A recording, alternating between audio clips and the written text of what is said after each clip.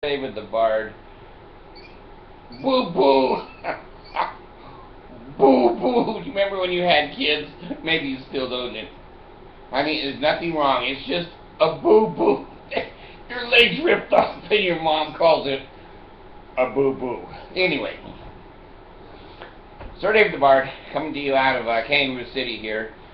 I was chasing a couple of kangaroos that were trying to have sex. You know, you got to do what you got to do.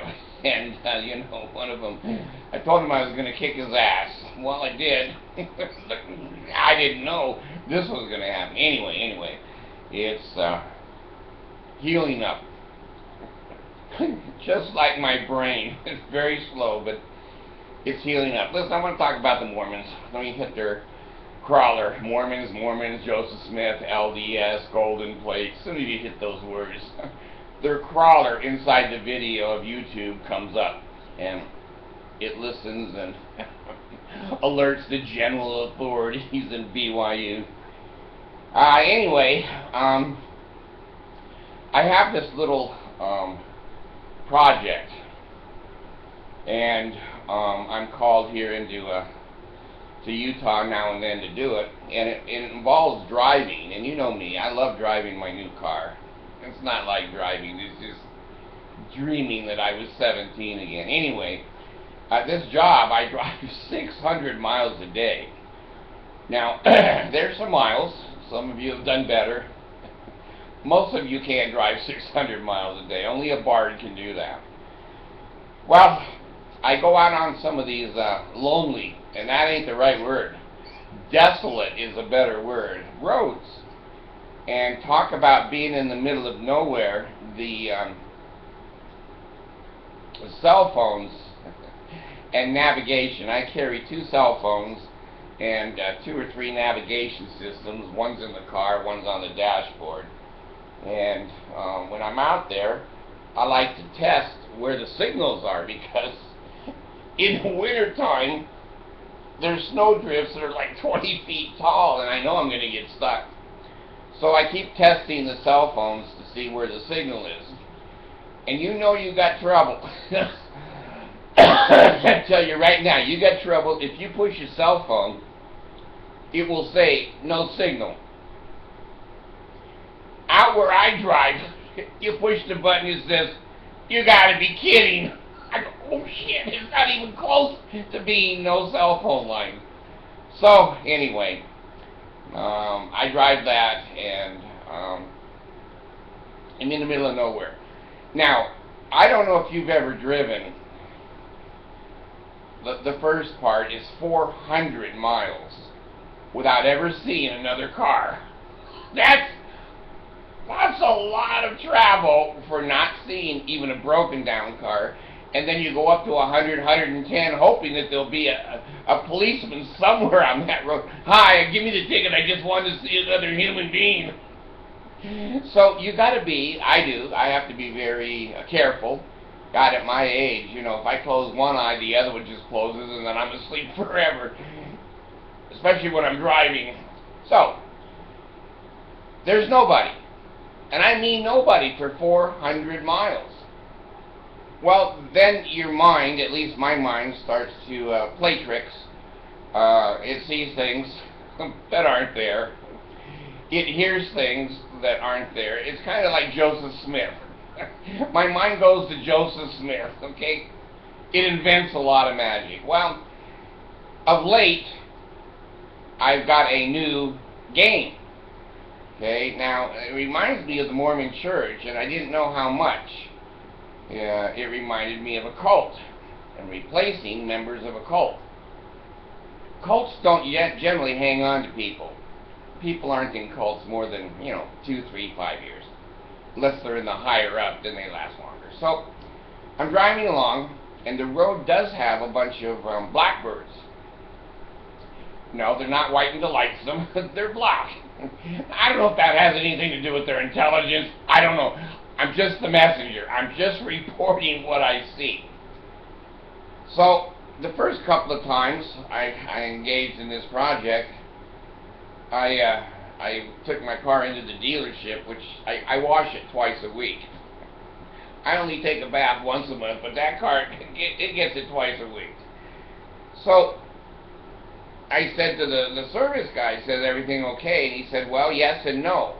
Oh, God, here comes the no. Give me my seatbelt. I said, well, what's wrong with it? And he said, well, you've been giving the bird to people for the last 4 or 5 weeks. I said, no. I said, I opened the heater, not the hot spot, the little door that slides in the top, moonroof, sunroof, who knows. Then I give the finger. You know, he says, you got a bird stuck in your radiator. It's been giving the finger to everybody you've been seeing for thousands of miles. I says, he's a squatter. We don't belong there. Take him out. I'm not paying for the bird to live in the grill. So he takes the bird out. Well, I don't even remember hitting the bird. Now, you know, I'm going to tell you something right now. If you can drive 200, 300, 400 miles and not remember 1 mile of that trip, you might not want to be doing too much driving anymore. But I can drive thousands of miles. Where you been? I don't know. Where are you going? I don't know. I just do this. Well, anyway. I'm driving along this road. It's a 2-lane highway. It could be a 1-lane highway. There's no one else on it. It's just me going this way, me coming back. And I see, especially in the morning, birds.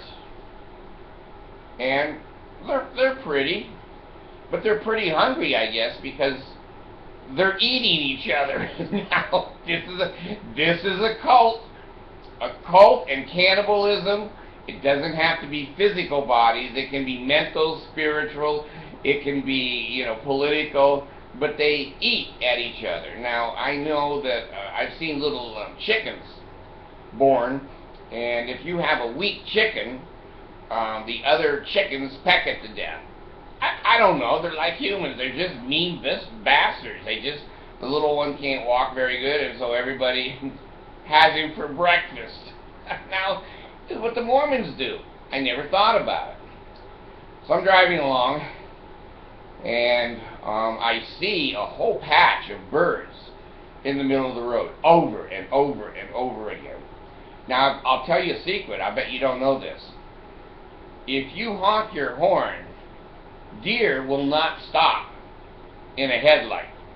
That whole process is gone. The deer will run like hell. And so do birds. They won't hit your windshield. So I see this big pool of birds, and I start in on the horn because it's the only thing to play with in there, keep me awake. So the birds all fly away. And I look in my mirror, it's just like the fucking missionaries. They just come back over and over and start chewing on the poor bird that wasn't fast enough to get across the road. Now, what does this say to me? It says to me what the cult does. Most people in the Mormon church just don't stay in it. You get some diehards who are born in it, and you get a few that are getting so many perks they would never get out of it. But the general population goes inactive pretty quickly. Well, when they die, when their membership dies like that, the missionaries have to peck them out. They're like the birds. You know, they peck them to death, and then pretty soon there's new birds that are, you know, growing because they're healthy and they're getting the nutrition of the dead birds, of the apostates that are laying on the road. Well, here's what I'm thinking, okay? This is just barge shit. Okay? 2 birds get together on the side of the road by the little tumbling weed. And one says, you want to get a little breakfast? And I'm like, hell yeah, I'm hungry. Henry just went down. And birds know what that means. It means he was hit. He's down. He says, you want to go eat Henry? He says, well, he's kind of a stupid bastard, but I hope that brain power doesn't go to me. Yeah, let's go over and get a snack on him. So they fly over, Then my car comes, I fly away, get back down and say, well, what do you think? He says, well, Henry ain't bad.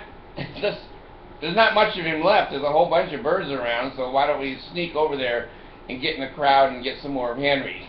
Okay. So they're in there. Fred and Mike are eating Henry. Well, here I come with my car.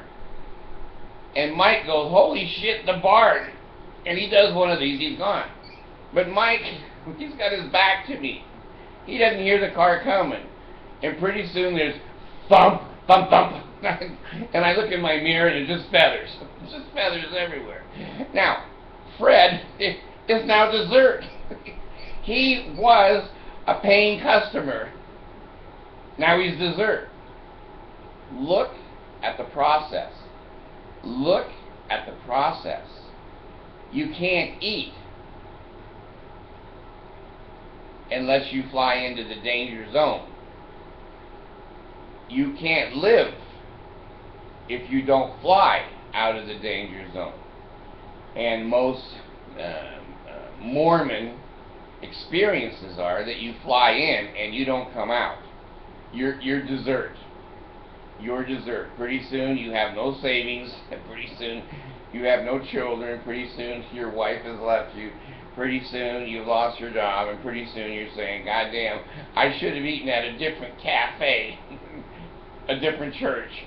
The Mormons replace their cult members who die of excommunication, etc., resignation, with Bird Cafe.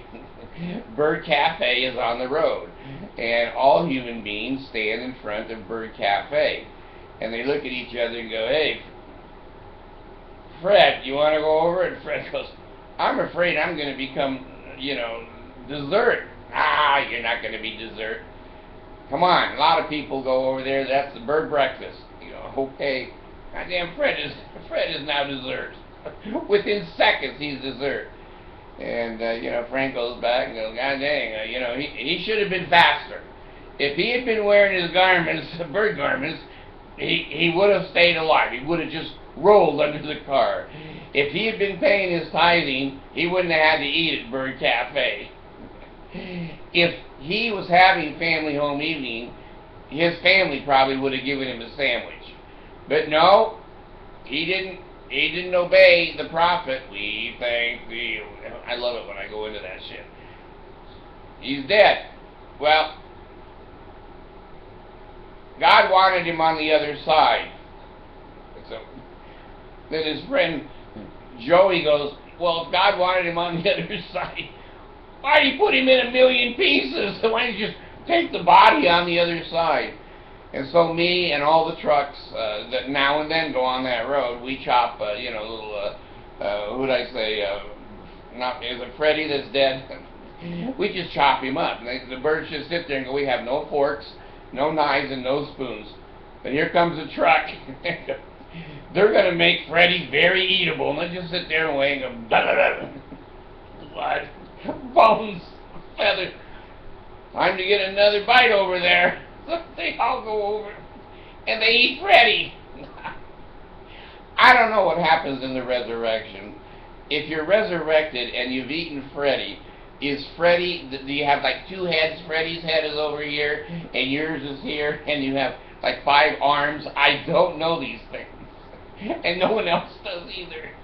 And Jesus doesn't know. If you're a cannibal and you're resurrected, how do you resurrect both people when one person was turned to poop 24 hours later? What do? Resurrect a poop with little legs on it? I don't know, friends. I don't know. But anyway, I do know when I see the birds going to the Bird Cafe every morning, and there's a cafe, oh my gosh, about probably every 5 miles, for 400 miles. That's a lot of a buffet.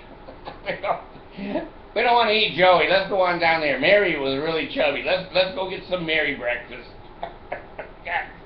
So the Mormon church, they just replace people, and they say, well, how many do you have? We have 15 million. Well, how many do you really have? Well, about 4 or 5, but the other 15, we ate. God wanted them on the other side. said, okay. Why? Well, they don't have that many birds there. Well, there's no air. What do birds do? Birds walk in the celestial kingdom? They're in Kolob or the celestial kingdom. Bird walk. What do they do with their wings? They just flop for exercise? I don't know. But anyway, I don't know a lot of this stuff, and I don't want to know. So anyway, I've learned survival in the forest out there. If my car goes down, I may run over to Julie and start chewing on her wing. I don't know how hungry I'd have to be. But before I did that, I would certainly say, Pele Ale. Oh God, hear the words of my mouth. I'm about to be eaten as a sacrifice. Please, don't cut my throat. Don't cut my heart. Don't cut my guts. And the second name is the second token of the Melchizedek priesthood, the patriarchal grip. I'll give that to you so you know I worked in the temple. Health in the navel, marrow in the bones, strength in the limbs, send you power and priesthood be upon me and upon my posterity through all generations of time and throughout all eternity. This bar is gone.